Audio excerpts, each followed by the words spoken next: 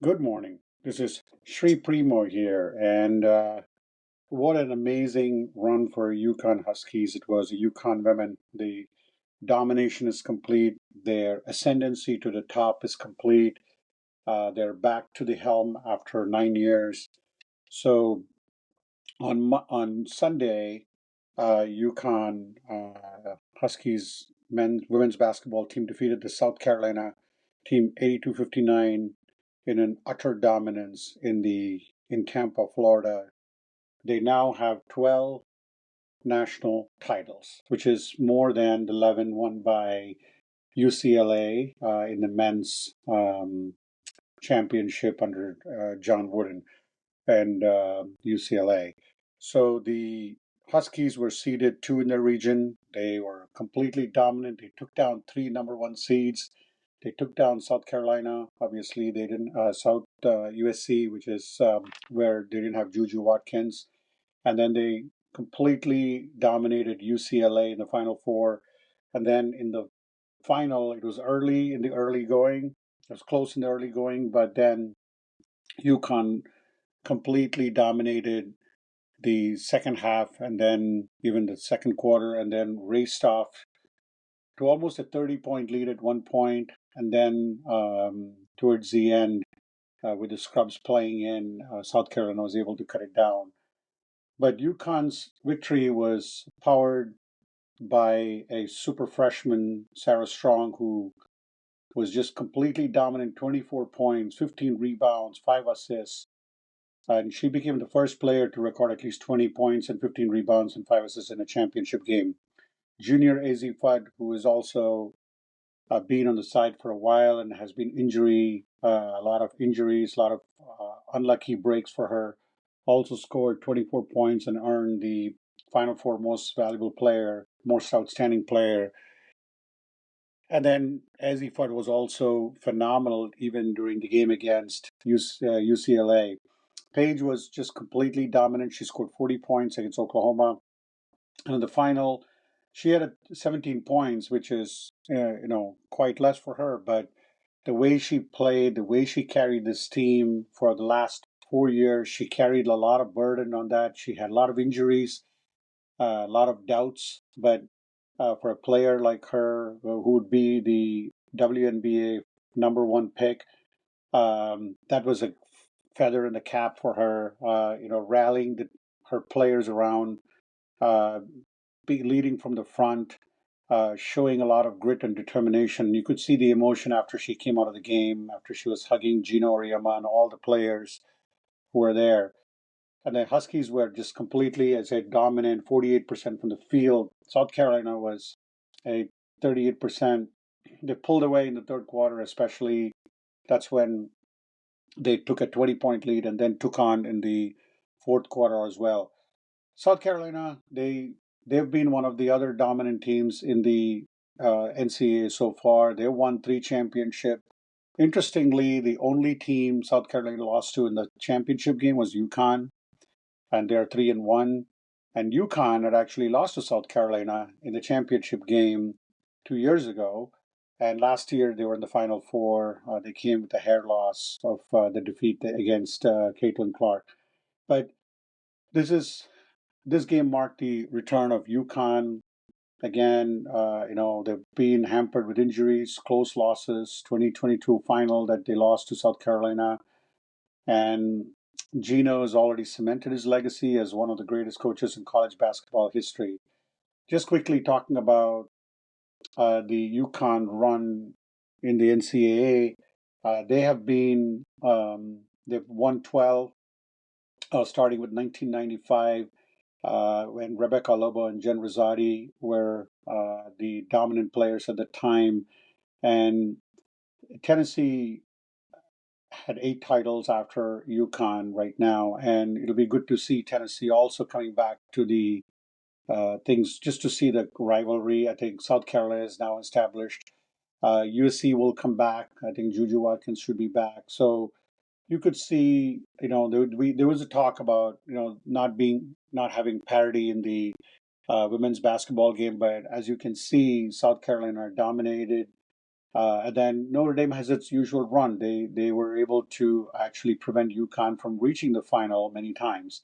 So when you look at the UConn historical dominance for UConn it started off Gino Auriemma arrival pretty much turned the Huskies' fortunes around. 1995, I was there at UConn when UConn won their first title with a perfect 35-0.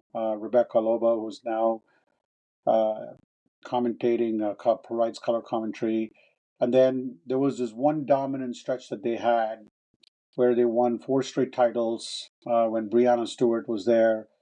But just to see, and I don't want to rattle, all the players, but just to see the domination with Sue Bird, Maya Moore, um, Cher Ralph, and many many players, and it'll take a long time for me to go through everyone because they've had Tarasi and now Beckers, and the talent pipeline has always been there for UConn. The coaching wise, let's talk about coaching. Oriema and Chris Staley's brilliance in how they develop players. You, as I said, has definitely kept UConn ahead of the curve for most of them for most of the years. And you had a freshman star in Sarah Strong. She was not completely dominant throughout the year, but she's been he's a freshman, so she's going to develop into a very good player in the next few years. And then having um, two players like Fudd and Beckers who are unfortunately riddled with injuries, coming back and playing, and not only playing, I mean, playing in a very dominant fashion in all the games throughout the NCAA tournament run.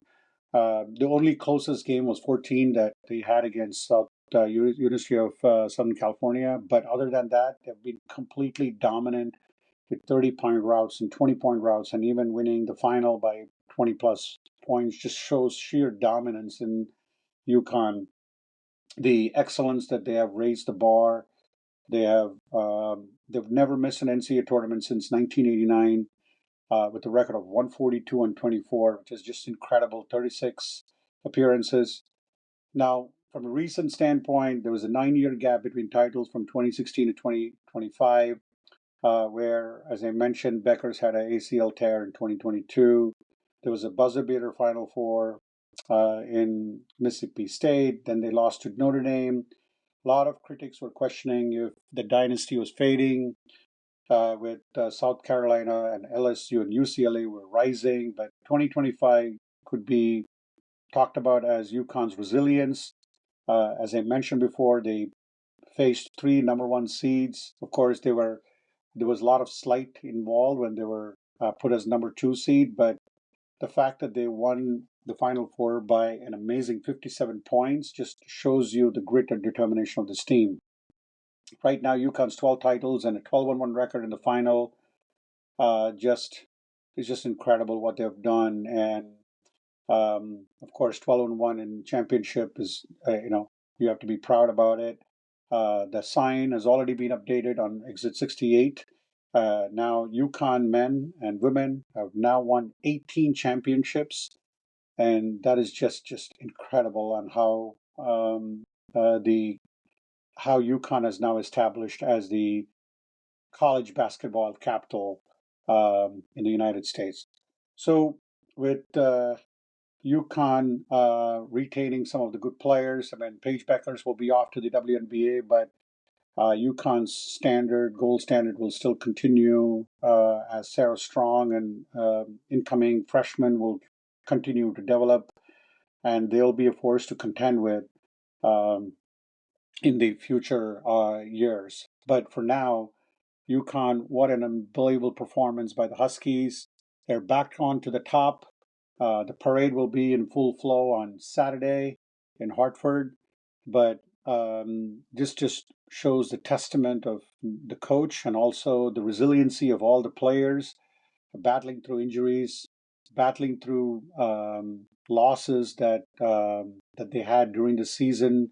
The loss that they had against Tennessee was something that they had put on, and they use that as a momentum. They use that as a fuel to vault into greatness, and that's how this season ended. With the championship, with the banner, and which now seems like a norm, which didn't seem like a norm for the last 9 years, but they're back on top. But the good news is that the parity question has been answered. South Carolina will be back, USC will be back, and many other teams will be back. And then will be great to see um, other teams as well in the mix. But for now, enjoying the UConn success, UConn dominance, and Gino, 40 years, still coaching, still delivering championships to UConn, and that's how it ended. Thanks again for listening. Thanks again for supporting this podcast. Have a good rest of the day.